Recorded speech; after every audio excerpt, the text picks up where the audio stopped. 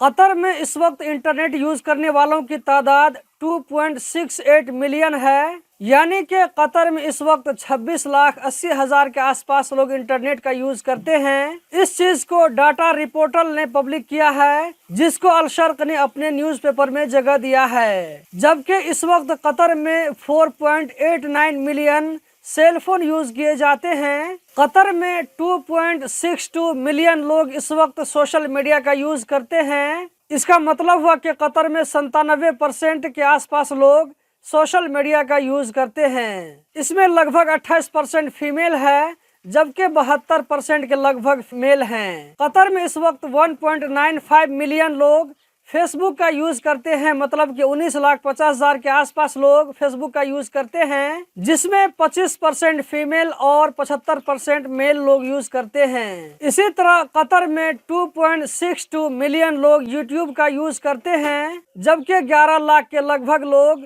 Instagram का use करते हैं, जिसमें 35% फीमेल हैं, जबकि 65% के आसपास मेल हैं। इसी तरह कतर में 2.14 मिलियन लोग टिकटॉक का यूज करते हैं। 2.14 मिलियन का मतलब हुआ 21,40,000 के लगभग लोग टिकटॉक का यूज करते हैं, जबकि ट्विटर 10,50,000 के आसपास लोग यूज करते हैं। दोस्तों, ये सारी चीज जो मैंने आप लोगों को डिटेल से बताया है, इससे पता चलता है कि हम और आप जो मोबाइल चलाते हैं, जहां से भी चलाएं, जो कुछ भी देखें, इन सारी चीजों पर पूरा कंट्रोल होता है। ये सारा रिकॉर्ड कहीं न कहीं स्टोर होता रहता है। इसीलिए कतर में और गल्फ की कंट्रीज में सोशल मीडिया का यूज हमेशा अच्छे कामों के लिए करें, सोच समझ कर करें। ऐसी एक्टिविटीज से दूर रहें जो कि कतर में या गल्फ की कंट्रीज में मना हो, वरना आप कभी भी प्रॉब्लम में पड़ सकते हैं।